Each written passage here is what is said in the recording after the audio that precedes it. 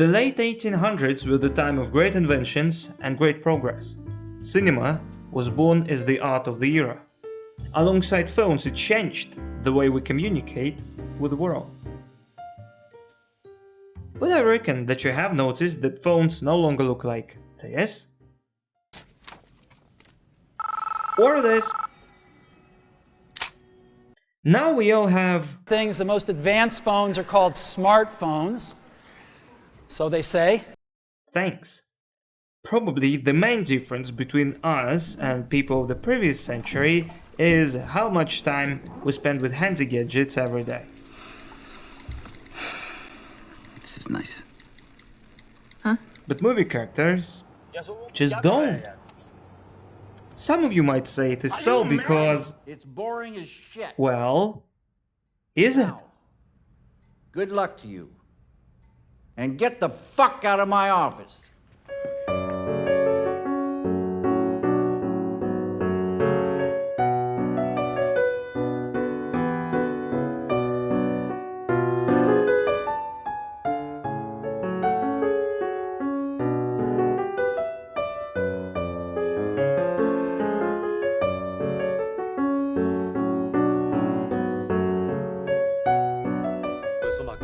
I like to think of devices as interfaces, because I believe it's much more important how we interact with them than the hardware itself. Like here. The way she holds the phone, the way she uses the voice assistant tells us a lot. That might sound and look stereotypical, but it actually adds some very important context. And this context is going to deliver the turning point late in the movie. This whole setup punchline structure, which unveils the main twist plot, is built exclusively on gadget features.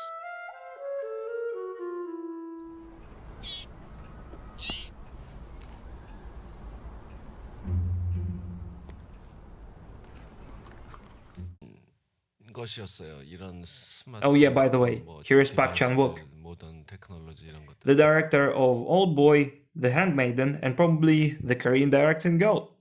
And here's what he has to say about gadgets and their use in cinema. Video, smartwatches, and it's very natural to how we all use smartphones and the way that we leave little traces of ourselves in the digital ether. Oh, I'm sorry. We're getting a little ahead of ourselves. Let's get back a bit. It's a clip from the movie we're speaking about today, Park Chan-wook's Decision to Live.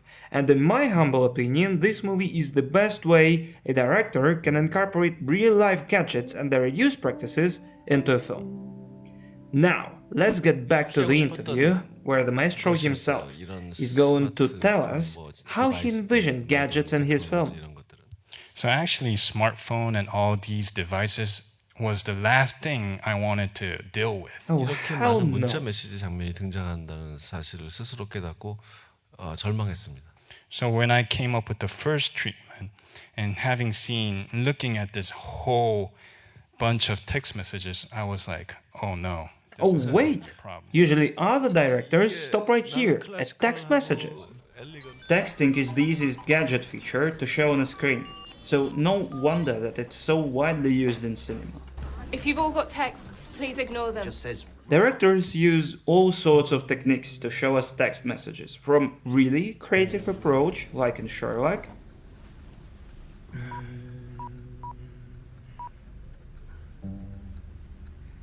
to primitive bubbles and unnaturally close shots of smartphone screens. God, I hate it when they show the message for a split second and think that that's enough for me to read and understand it all. Sure, there is some texting in Decision to Live too. When they're texting each other, it's not that they're looking at the device, they're looking at the other people. But in order to express that in more deliberate manner, Park Chan-wook goes further than just text messaging. Such an ordinary tool as a translator, when used like this, gives us a better look at the character relationships dynamics and also puts us closer to the main character. We're together with him on the recipient end, even when he is all alone. Moments when he is one-on-one with his phone or his smartwatch lead us to another important perspective. the director gives us somewhat of a strange POV. And I'm not speaking about that, but rather he gives us the chance to join the main character in his act of watching. There are moments when we basically look at something with his digital eyes.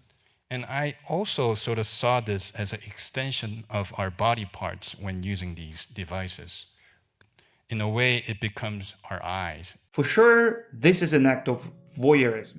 Directors have used very similar tricks before to create the space that the audiences share with the characters. Rear Window is probably the best example. And in some way, gadgets always make us watching the others, just like you do right now. But on the other hand, our devices don't only reach outwards, but create an opportunity to look deeper inside. 그런 도구로 사용하기도 하고요. When Seore and Haejun is using these devices and recording them, they're actually talking and confessing what their actually inner thoughts into these devices. The more convenient it becomes to address everyday challenges with smartphones and smartwatches, the more convenient it becomes to trust them with our secrets, or at least in our thoughts and notes, which actually makes our gadgets somewhat of a cast of their owners. With our own hands, we create a personal archive which can help to understand some of the true intentions or explore some of the personal features, but at the same time, some form of alienation emerges. When personal presence isn't a must anymore, we might get a bit too comfortable being alone. I believe that Park Chan-Wook perfectly depicts this strange digital era of loneliness. Despite being more connected than ever, it seems that people feel distant from each other, building these personal fortresses of solitude. And what other type of character can impersonate this loneliness better than a neo-noir detective, right? But Decision to Live is a love story after all, so this loneliness has to be challenged. So it's a little jar or plate that they have poured their secrets into it. They have poured their soul and they have poured all the emotions into this little jar. So it's no longer this cold-hearted device, but it has become this something. Park Chan-Wook believes that these astonishing smartphone POV shots were possible only because of the fact that the gadgets obtained some special meaning for his characters. When Haejun looks at the phone, he sees not the screen, but the one behind it. When the emergent feeling wins over him, it wins over his personal archive too. There is more and more of her. But also there is one more thing that is even more important. It's not how we depict someone we love within our wicked personal space, but learning how we are depicted in theirs. It's this very moment of sharing, the most tender moment. For me, the culminating episode of the whole movie is this scene and her declaration of love, which is portrayed not only by a hug instead of a push, but by giving him her old smartphone, the one he asked her to get rid of. 그런다고 열려요?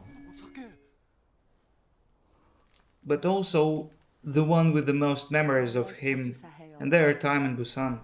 본국의 이전으로 돌아가요. Love is sharing and caring after all, and no devices can change that.